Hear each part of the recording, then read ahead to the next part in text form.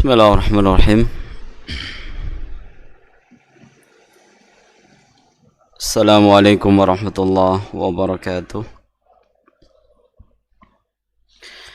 Alhamdulillahirabbil alamin. Wal aqibatu lil muttaqin. Wala udwana illa 'alal zalimin.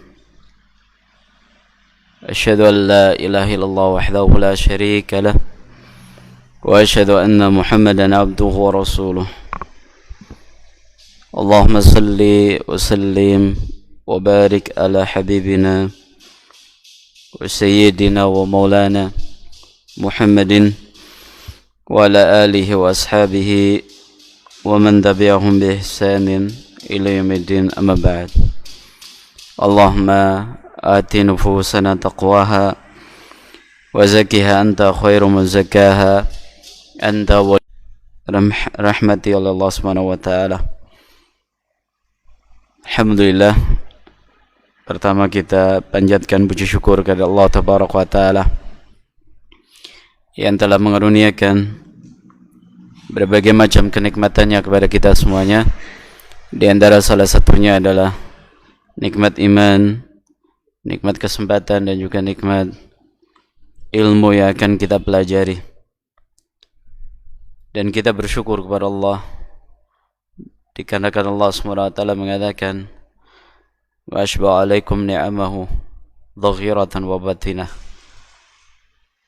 Kita telah dikarunia nikmat Allah SWT dari semua sisi kehidupan, baik zahir maupun batin. Oleh karena itu kita bersyukur kepada Allah, yang mana Allah SWT mengatakan wa ma bikum min ni'matin fa minallah.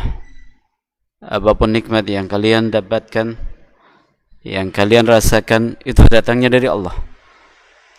Nikmat rezeki, ya nikmat harta, nikmat keluarga, nikmat sehat, dan nikmat yang lainnya.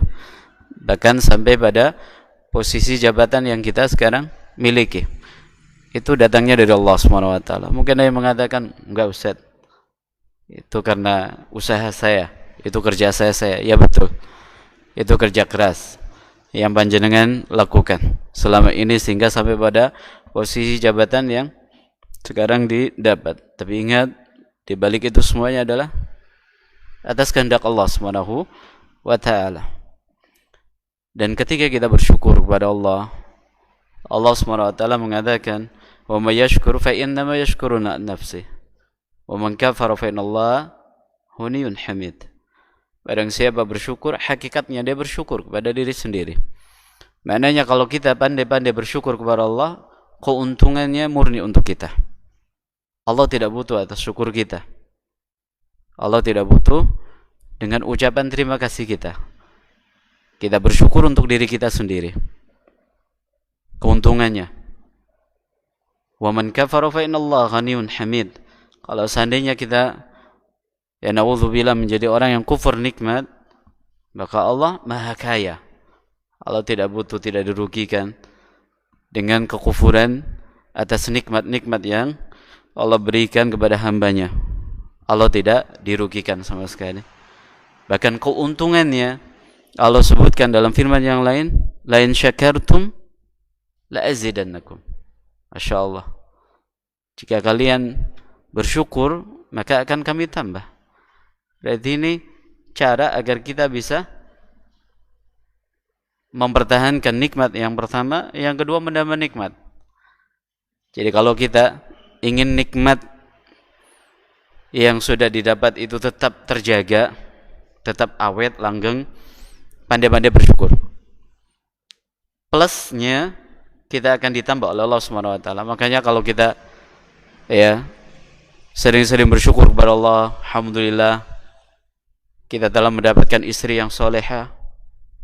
Alhamdulillah, mudah-mudahan bisa nambah. Allahumma amin atau enggak? Oh, enggak ada yang mengamini, berarti ini tipe-tipe lelaki setia di sini. Baik, kita bersyukur kepada Allah atas karunia yang Allah karuniakan kepada kita semuanya, terutama majelis ilmu seperti sore hari ini. Di zaman fitnah seperti sekarang, seperti pernah kami sampaikan, ya, untuk bisa menangkal, untuk bisa ya bertahan, untuk bisa tetap eksis, ya survive di zaman fitnah seperti sekarang, ya solusinya adalah dengan mendekat kepada majelis ilmu, yang di situ kita akan belajar tentang konsep hidup, tentang aturan hidup. Karena sebebas apapun manusia dalam kehidupannya, maka dia akan sampai pada titik ya berhadapan dengan zat yang maha agung, kekuatan alam yang nggak bisa mungkin dia bisa lawan, ketika dia harus sakit, ketika dia harus mendapatkan musibah, ketika dia harus mendapatkan problematika hidup. Maka solusinya adalah kembali kepada aturan hidup Allah Subhanahu wa taala. Yang kedua, ya salawat iring salam hormat kita haturkan kepada baginda Nabi Agung Muhammad sallallahu alaihi wasallam, kepada keluarga beliau, para sahabatnya dan umatnya hingga hari akhir nanti. Hadirin dirahmati Allah Subhanahu wa taala, tema yang akan kita pelajari pada kesempatan malam hari ini adalah setinggi akhlak nabiku. Kita awali dari firman Allah Subhanahu wa taala dalam surat Al-Baqarah ayat 256. Di dalam surat Al-Baqarah ayat 256, Allah Subhanahu wa taala berfirman, "La ikraha fid din. Qad tabayyana rusydu minal ghayy." La ikraha fid din.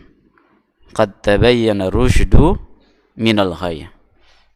Ayat ini tentunya tidak asing telinga kita. Ini ayat familiar di telinga kita, yang terjemahnya kurang lebih la ikraha fid din, tidak ada paksaan dalam agama. Tidak ada paksaan dalam agama. Qad tabayyana rusydu minal ghayy. Telah jelas mana jalan kebenaran dan mana jalan kebatilan. Jadi dibedakan Allah Subhanahu wa taala mana kebaikan, mana keburukan. Ketika kita melihat kepada penjelasan para ulama tafsir dari ayat ini, maka yang boleh kita todong lewat todong pakai senjata masuk Islam enggak boleh. La ikraha fid din.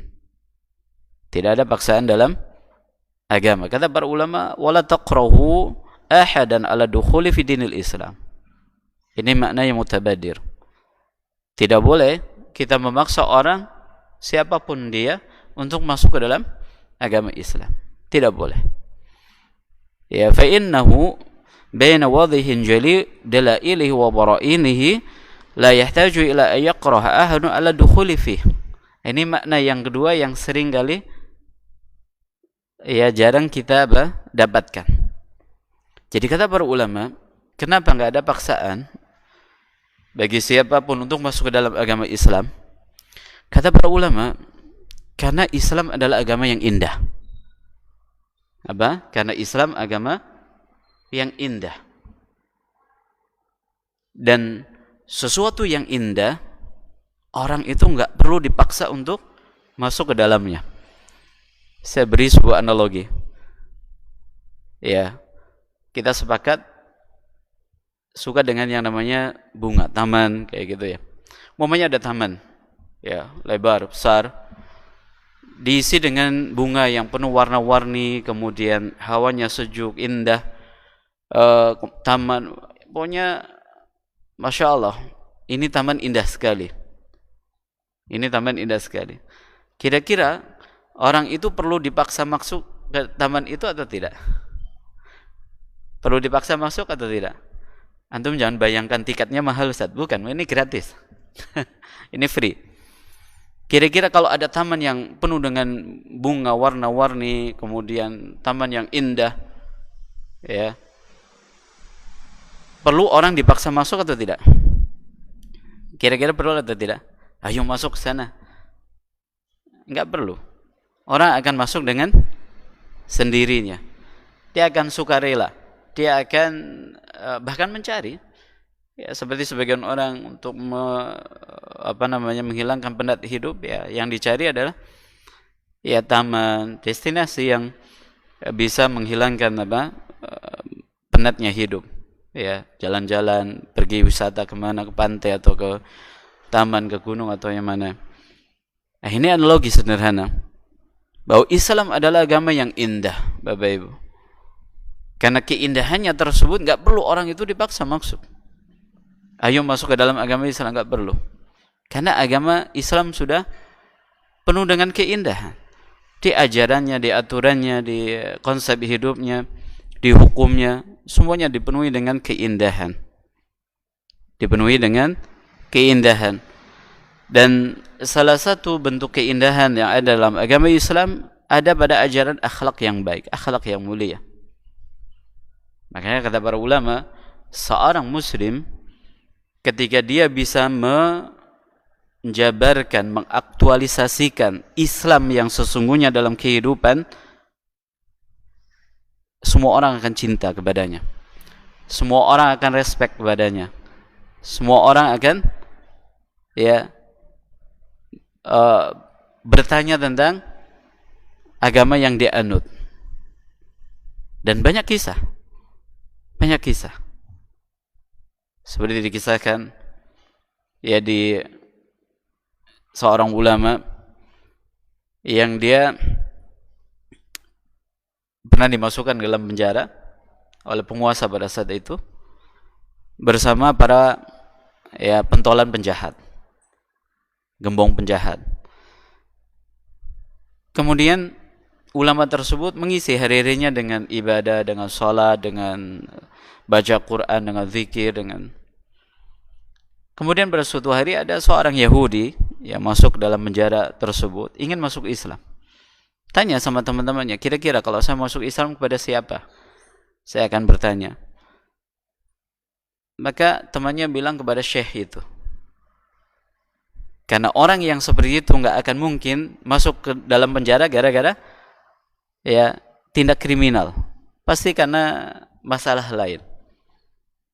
Al-maksud dari kisah ini, orang itu akan tertarik dengan keindahan, budi pekerti, dengan akhlak yang baik, dengan etika yang baik. Ini ketika dia mampu mengaktualisasikan Islam dalam makna yang sebenarnya. Karena apa? La ikraha fid din. Agama Islam adalah agama yang indah. Gak perlu orang itu dipaksa untuk masuk. Cuma masalahnya kita hidup di zaman yang Masya Allah, ada muslim gak bayar hutang, ada muslim wataknya keras, ada muslim yang lebih mengedepankan ego, ada muslim yang ngotot. Kalau berbeda pendapat dia ngotot, memaksakan pendapatnya. Ada muslim pula yang baperan, dan seterusnya. Yang sekarang akhirnya orang itu nggak bisa membedakan mana Islam, mana Muslim. Padahal kan harus dibedakan. Ini Islam sendiri, ini Muslim sendiri. Islam adalah agama Allah yang sempurna, yang sangat komprehensif, yang sangat indah. Kemudian Muslim ini beda lagi. Muslim adalah sosok yang menisbatkan diri kepada agama Islam, yang tentunya di situ ada kekurangan ini, kekurangan itu. Nah, makanya tema pada kesempatan malam hari ini kita akan melihat bagaimana sosok akhlaknya Nabi SAW, agar kita bisa melihat Islam yang sesungguhnya, dan harapannya kita bisa meneladani, menjadi sosok-sosok indah dalam kehidupan kita, yang tidak menjadikan orang lari dari agama. Ada sebagian orang ketika dia beragama membikin orang lari dari agama Islam. Kayak seperti ungkapan sebagian orang, saya kalau ikut pengajian Ustadz bingung. Kenapa bingung? Ikut Ustadz Fulan bilangnya seperti ini, ikut pengajian Fulan bilangnya seperti ini, bingung saya Ustadz. Saya mending gak ngaji saja. Ada seperti itu argumennya. Padahal ini argumen kurang apa? Kurang pas, Karena Allah SWT memerintahkan kepada kita, ihdinas siratal mustaqim.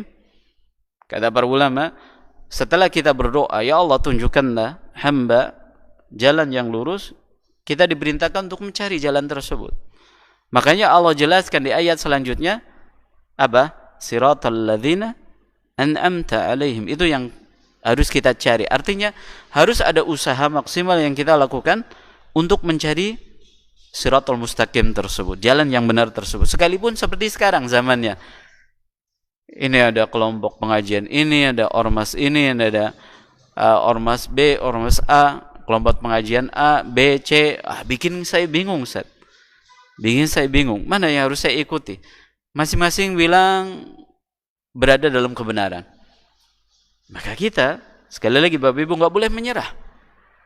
Dengan kondisi memang yang keadaannya seperti sekarang. Allah SWT mengatakan, وَالَّذِينَ جَاهَدُوا فِينَا لَنَهْدِيَنَّهُمْ سُبُلَنَا. Orang-orang yang bersungguh-sungguh, dia mengeluarkan semua daya dan upayanya untuk mencari kebenaran. Ini berarti menunjukkan bahwa kita wajib hukumnya untuk mencari kebenaran tersebut. Kalau kita ingin sampai kepada Allah SWT, nggak boleh kita lepas tangan, nggak boleh kita putus asa, nggak boleh kita mengatakan, aduh saya bingung Ustaz, mending saya apa? Udah, saya netral aja. Nggak bisa. Harus cari. Ya, walladzina jahadu fina, baru Allah katakan lanahdiyannahum subulana.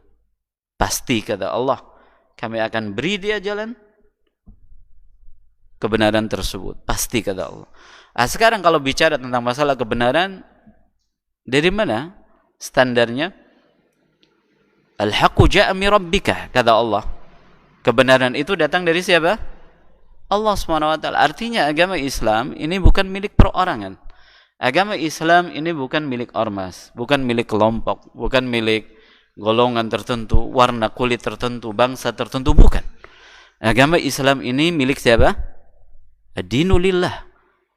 Agamanya Allah SWT. Berarti kebenaran yang absolut itu kebenaran dari Allah SWT. Sudah, itu kaidahnya. Artinya kebenaran absolut kayak seperti saya analogikan ketika ada sebuah pertanyaan 1 tambah 1 sama dengan berapa? Sama dengan 2. Siapapun yang mengatakan 1 tambah 1 sama dengan 2, dia benar. Kita tanya, umpamanya ya seorang pekerja, Mas, seperti itu cara kita mencari kebenaran. Seperti itu kita cara mencari kebenaran. Apa yang ada dalam tuntunan Al-Quran, apa yang ada dalam tuntunan Nabi SAW dan hadis beliau, itu yang kita ikuti. Kemudian Bapak Ibu yang rahmat ta'ala, kembali kepada keindahan Islam yang ada pada akhlaknya. Bahkan sampai Nabi SAW mengatakan, bu'istu liutammima makarimal akhlak. Aku diutus sallallahu alaihi wasallam dalam rangka untuk menyempurnakan ya akhlak umat manusia. Apakah pertanyaannya, apakah di masa jahiliyah akhlak mereka itu semuanya bejat? Tidak. Orang jahiliyah bahkan sampai, atau orang jahiliyah, orang Arab ya pada umumnya sampai detik ini dikenal dengan karam. Apa itu karam? Ya, sifat dermawan. Sifat dermawan. Bapak Ibu masih bisa merasakan ketika musim haji seperti ini. Ketika di musim haji seperti ini, masyarakat Saudi yang kaya raya itu berlomba-lomba bagaimana menjamu jamaah haji, terutama di Arafah, di Mina.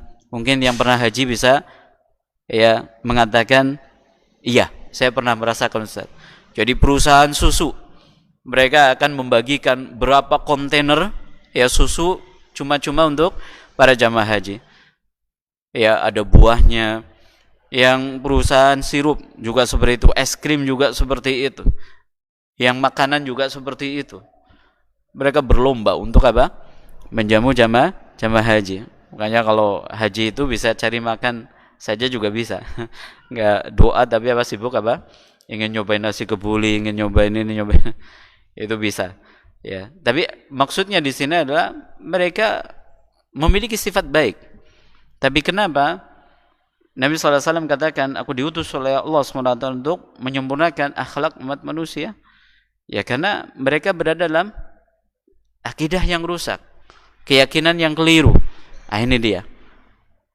Ya, jadi keyakinan yang keliru, pemahaman yang menyimpang, ketika sudah ada akhlak yang baik itu tidak bermanfaat.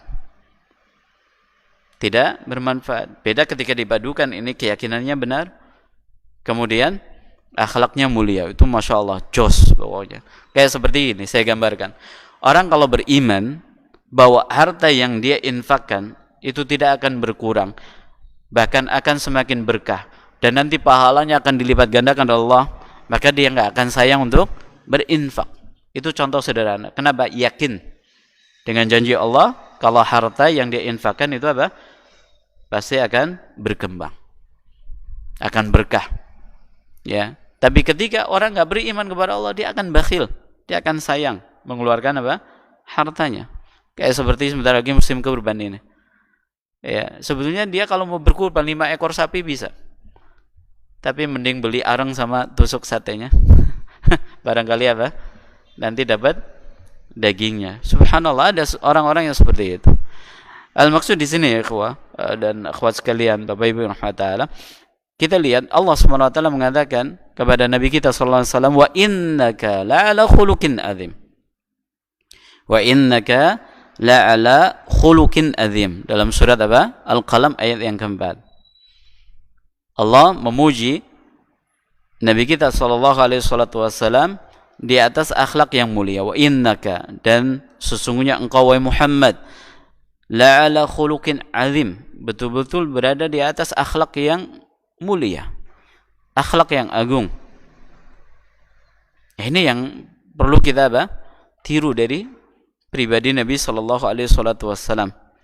Kata para ulama ahli tafsir, ai innaka ala tabain karim.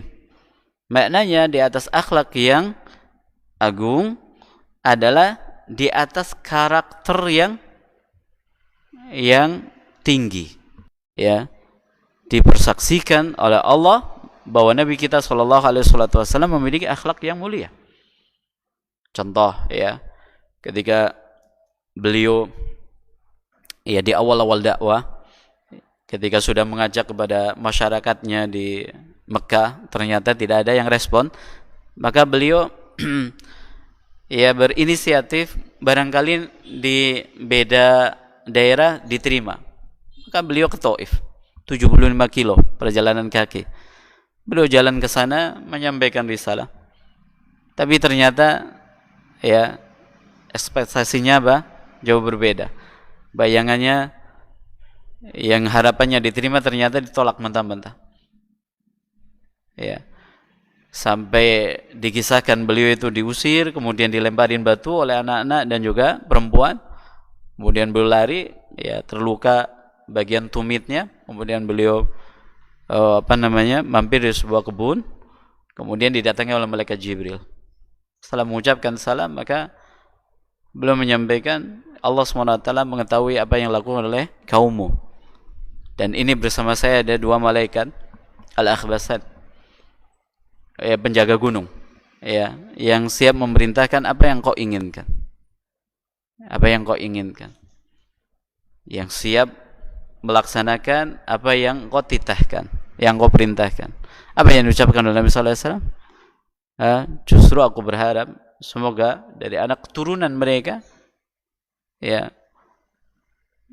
tumbuh menjadi orang-orang yang menyembah Allah Subhanahu wa taala semata. Coba kalau kita seandainya diperlakukan, ya, oleh orang yang benci dengan kita dengan perlakuan yang buruk, kemudian ada kesempatan untuk membalas, bagaimana? Mungkin kita balasnya bukan balas saja, tapi dendam. Ya, balasnya itu Nabi sallallahu alaihi wasallam. Dan ini yang perlu kita tumbuhkan di zaman kita sekarang. Ya, mungkin ada teman yang pernah, ya, menyinggung perasaan kita, bahkan mungkin jelas-jelas dia salah, menyakiti kita dan seterusnya. Kemudian ada kesempatan untuk membalas. Karena posisinya sekarang apa? Berbalik. Dulu yang dia di atas, sekarang dia di bawah kita. Ya, maka mari kita apa? Tumbuhkan sifat pemaaf. Makanya Nabi sallallahu alaihi wasallam mengatakan, adabani rabbi ta'diban hasanan. Allah SWT telah mengajariku dengan sebuah ajaran akhlak yang sangat agung. Ketika Allah SWT berfirman, ya, di dalam firman-Nya, khudhil afwa wa'mur bil 'urfi wa'arid 'anil jahilin. Ada 3 perintah dari akhlak yang baik. Yang mana Nabi SAW mengatakan, adabani rabbi ta'diban hasanan. Allah telah mengajariku sebuah adab, ya, sebuah etika yang sangat tinggi. Yaitu ketika Allah perintahkan khudhil afwa, beri maaf. Beri maaf. Yang namanya memberi maaf ini dari sosok bawah ke atas atau atas ke bawah? Artinya dari orang yang mampu untuk membalas atau dari orang yang tidak mampu untuk membalas? Memberi maaf itu yang mana? Nah, yang mampu membalas atau yang tidak mampu membalas? Dari yang mampu membalas. Umumnya pegawai kita nih, pegawai kita, dia buat kesalahan. Umumnya cuci piring atau umumnya dia nyetrika baju yang harganya 5 juta, ternyata bolong. Rasanya kepriwe?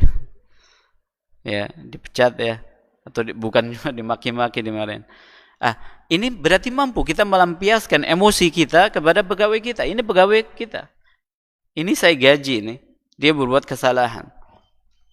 Tapi yang namanya pemaaf, dia akan maafkan.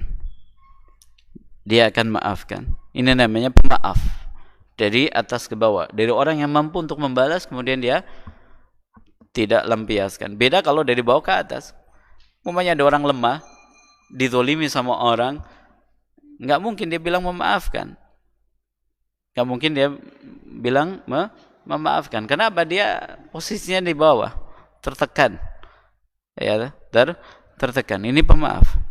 Makanya disebutkan dalam sebuah hadis, orang yang bisa ya mengendalikan emosinya, orang yang mampu mengendalikan emosinya, padahal dia mampu untuk melampiaskan, maka kelak pada hari kiamat ya akan dipanggil oleh Allah SWT di hadapan semua makhluk, lalu dipersilakan untuk memilih bidadari mana yang dia inginkan. Insyaallah. Yang lebih utama lagi disebutkan Allah SWT dalam firman-Nya, wallahu yuhibbul muhsinin. Gimana? Dalam sebuah ayatnya, wal afina 'anil nas wal kadhimin al ghaidh wal afina 'anil nas wallahu yuhibbul muhsinin. Orang yang mampu mengendalikan emosinya, kemudian dia memaafkan atas kesalahan orang, Allah cinta kepada orang-orang yang demikian. Berarti Masya Allah pahalanya luar biasa. Dan hal yang seperti ini Bapak Ibu, ya bukan hanya sekedar kita simak, kita dengar, kita pelajari, tidak. Tapi perlu kita latih dalam kehidupan. Karena Nabi SAW mengatakan, al-ilmu bita'allum wal-hilmu bitahallum. Ilmu itu dipelajari dan sikap bijak itu perlu dilatih. Kata para ulama, ini maknanya segala sesuatu itu butuh proses, mumarasah, dilatih. Jadi kalau kita ingin menjadi pemaaf, kita latih. Kalau kita ingin menjadi penyabar, kita latih. Kalau kita ingin menjadi seorang yang dermawan, kita latih. Kalau kita ingin menjadi orang yang bijak, kita latih. Seperti itu, tinggi akhlak nabiku. Perlu dilatih. Kalau kita mengaku sebagai pengikut Nabi SAW, kita berlatih, Bapak Ibu. Kita berlatih. Suami banyak memaafkan istri, ya, istri banyak ghaful. Yaitu ketika di dalam surat Tahrim Allah SWT sebutkan ketika Nabi SAW ditegur Allah SWT karena memprioritaskan atau mengharamkan ya sesuatu yang halal hukumnya, karena dalam rangka untuk mengikuti keinginan salah satu istrinya. Salah satu istrinya dikisahkan dalam buku-buku tafsir, yaitu Madu, ya, Madu. Di situ Allah SWT mengatakan, arafa ba'dahu wa arada an ba'd. Arafa ba'dahu wa arada an ba'd. Artinya Nabi SAW tahu ini kekeliruannya dan beliau berpaling. Itu namanya taghaful. Taghaful itu artinya adalah ya kita tidak terlalu membesarkan kesalahan yang ada pada orang lain. Tidak terlalu membesarkan masalah yang ada pada orang lain. Kita anggap nggak ada masalah. Padahal mungkin di grup lagi ada masalah, mungkin di grup habis berdebat, lagi berantem. Maka ketika ketemu secara online, secara offline, ya biasa, taghaful. Seakan-akan yang di grup itu nggak dibawa ke offline. Itu taghaful. Dan sikap yang seperti ini sekarang kayaknya jarang sekali. Karena terkadang masalah di online dibawa ke offline. Masalah di grup dibawa ke dunia nyata. Taghaful. Artinya kita anggap ya nggak ada masalah, nggak apa-apa. Ini hanya sekedar diskusi ringan, mungkin tadi panas-panasan, sudah ketemu biasa, sholat berjamaah bareng, tidak satu mojok di kanan, satu mojok di kiri. Ketika keluar pun nunggu dulu, dia pergi dulu. Ketika parkir motor, ini motornya dia, saya parkirnya di ujung mana. Kita ikut bagaimana Nabi Shallallahu Alaihi Wasallam mengajarkan kepada kita menjadi seorang pemaaf, menjadi seorang pemaaf. Kemudian yang kedua, wa'mur bil urf, ajak orang untuk melakukan kebaikan, ajak orang untuk melakukan kebaikan. Masalah dia menerima atau tidak itu bukan kewenangan kita. Jadi Allah perintahkan wa'mur bil urf, ajak orang untuk melakukan kebaikan. Ayo sholat, ayo ngaji, ayo baca Quran, ya, ayo ikut kegiatan baik ini, ayo, udah ajak, share, infokan, ya. Masalah orang tadi mengkritisi, masalah orang tadi menerima atau tidak, itu bukan tanggung jawab kita. Itu sudah urusan si fulannya dengan Allah Subhanahu wa taala. Sudah. Dia yang nanti akan ditanya Allah Subhanahu wa taala. Ini ada info pengajian, ini ada ajakan untuk berbuat baik, ini kenapa kok malah dikritisi kok? Itu urusan dia sama Allah. Dan kita pun nggak perlu terlalu masuk kepada orang tersebut. Ada sebagian orang ketika ikut pengajian seperti ini, wah, kemarin Ustaz bilang kalau ada info pengajian diinfokan, dikritisi, ini dosa itu. Nggak usah, kita nggak usah masuk kepada kehidupannya dia. Yang saya maksud urusan dia dengan Allah, artinya sudah biarkan, nggak usah kita cari-cari tahu. Nggak usah kita itu mengikuti warta beritanya dia, ini orang apa, ini responnya apa, udah sudah kita share, sudah. Wa'mur bil urf, kata Allah Subhanahu wa taala. Kemudian yang ketiga, wa'arid anil jahilin, wa'arid an al jahilin, artinya kalau kita bicara sama orang yang nggak tahu itu jangan dilayanin. Dahulu ada ucapannya Imam Syafi'i, tapi saya agak saya lupa ya bait syairnya. Kata Imam Syafi'i, yang ini makna ya, bil makna, kata beliau, menghadapi orang jahil itu didiamkan. Soalnya kalau dilayani maka akan tidak ketahuan mana yang lebih jahil. Kayak seperti sederhananya ya, ada orang berantem sama orang gila. Ini berantem. Orang akan bilang, ini yang waras yang mana? Kayak gitu. Maka Allah bahasakan wa'arid 'anil jahilin, berpaling dari orang-orang yang jahil. Orang yang enggak paham sudah enggak usah dilayani. Tidak usah dilayani, sudah berpaling saja. Kalau seandainya mengajak untuk diskusi secara baik, karena yang namanya ketika kita bicara apalagi dibawa dengan suasana panas, itu akan menjadikan hati itu lahu nufrah, artinya hati itu akan merasa benci, akan merasa dendam, akan merasa tidak suka, itu pasti. Ya. Makanya di sini etikanya adalah berpaling, bukan dilayani. Soalnya kalau dilayani tadi malah akhirnya jadi berdebat, akhirnya jadi sudah berpaling saja. Berpaling sudah. Assalamualaikum sudah. Selesai. Tapi kalau di situ nanti dia terus ini, akhirnya menjadi menjadi emosi. Bapak Ibu rahmatullah, ini akhlak Nabi sallallahu alaihi wasallam yang patut kita tiru. Bahkan yang sekarang kita butuhkan dalam kehidupan. Pemaaf. Kemudian ajak orang melakukan kebaikan, ajak orang untuk melakukan kebaikan, kemudian berpaling. Ini orang nggak tahu. Orang kalau nggak tahu ya sudah, nggak usah dipermasalahkan. Lah ini orang nggak tahu. Kayak umpamanya ada tetangga kita yang dia nggak tahu kalau hukum sholat berjamaah di masjid itu hukumnya wajib. Karena dia berpikirannya sholat, yang penting sholat, di rumah juga bisa. Ini orang nggak tahu. Ya udah, kenapa kita permasalahkan?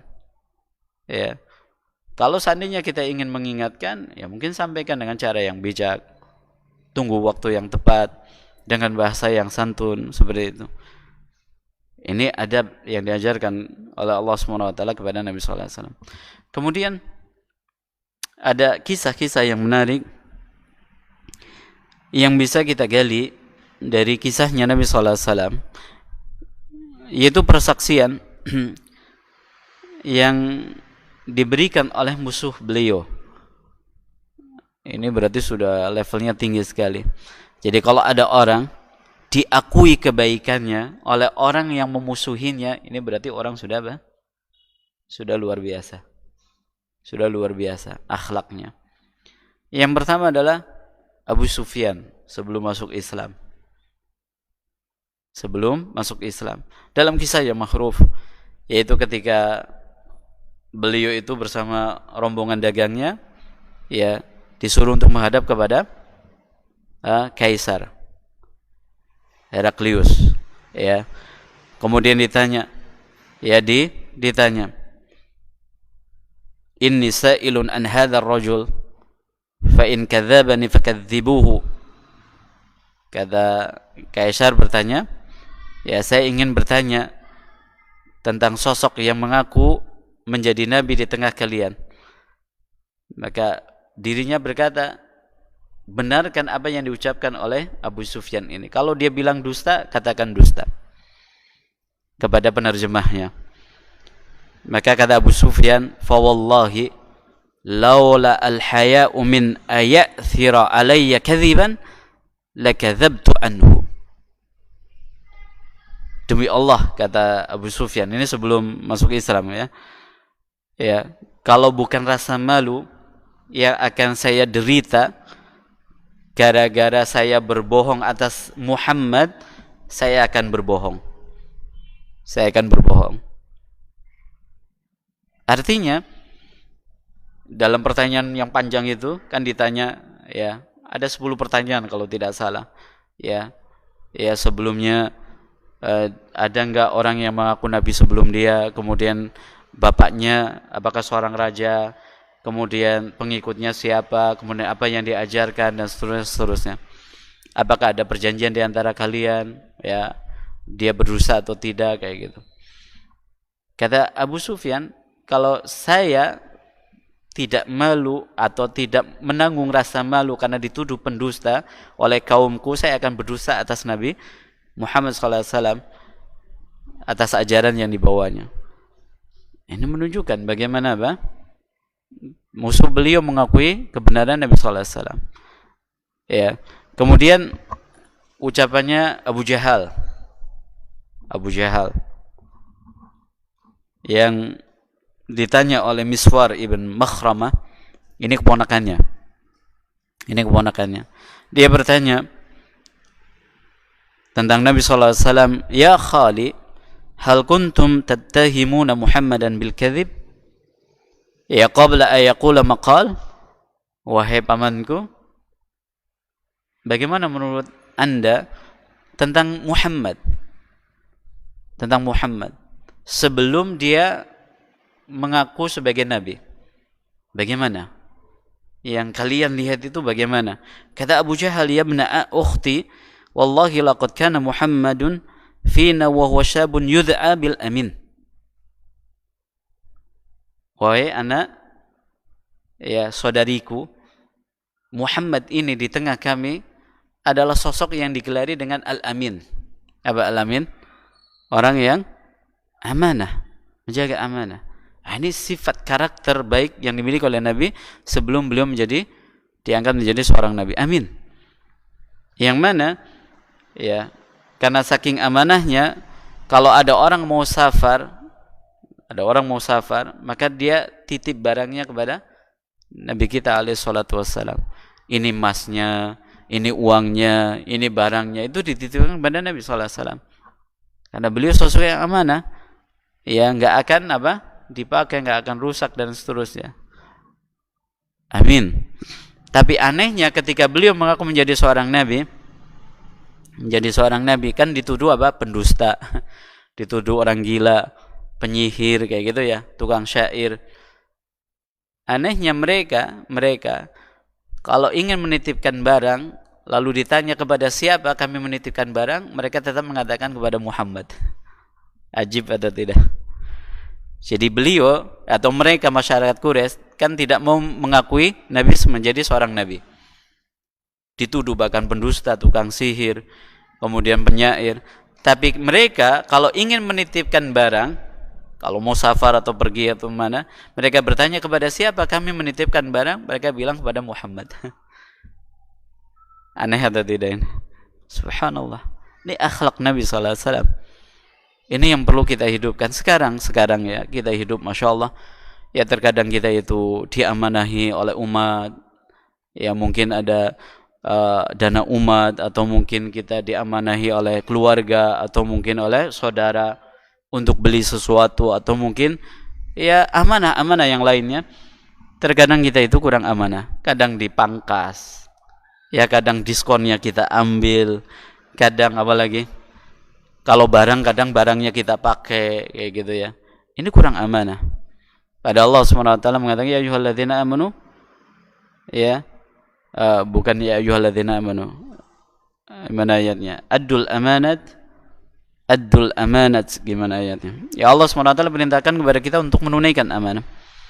Maka di antara karakter baik yang perlu kita tiru dari Nabi adalah menjadi sosok yang amin, jadi sosok yang amanah. Kita latih. Kita adzan dulu tuh. Oh yes, katanya adzan dulu, kita lanjut sebentar.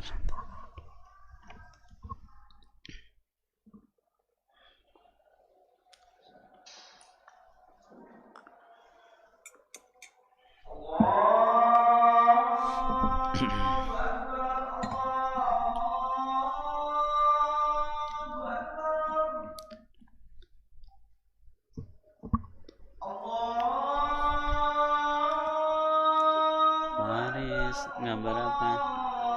Turun bawah. Kamu kenapa ikut?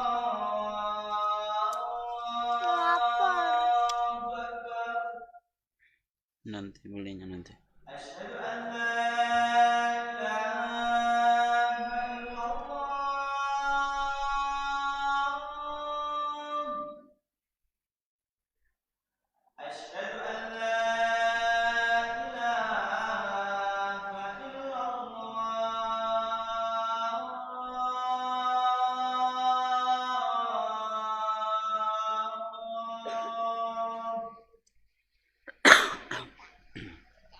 Sana, masih ada pengajian lagi. Sini, ya sini.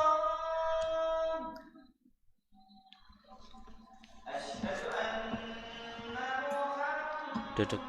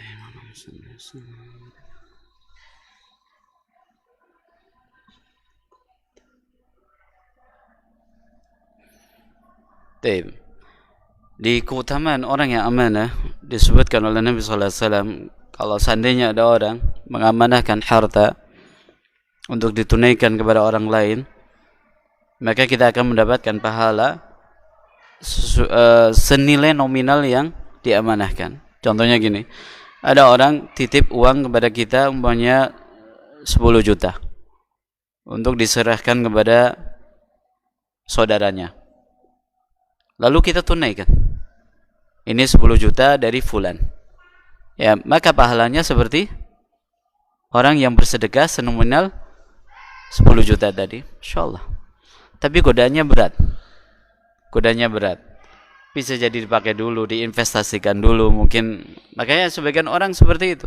Ini ada anak amanah, kemudian dia investkan dulu. Kemudian dia cari apa? Keuntungan dari investasi. Ada sebagian orang yang seperti itu. Ini yang perlu kita tumbuhkan di tengah kehidupan kita, menjadi orang yang amanah. Dan ketika kita memiliki akhlak yang baik, Bapak Ibu, bukan ya tanpa alasan. Banyak alasan kita miliki. Disebutkan dalam sebuah hadis ketika Nabi SAW ditanya, ya, amalan apa yang paling banyak memasukkan pelakunya ke dalam surga? Maka beliau menjawab ada dua, taqwallah wa husnul khuluq.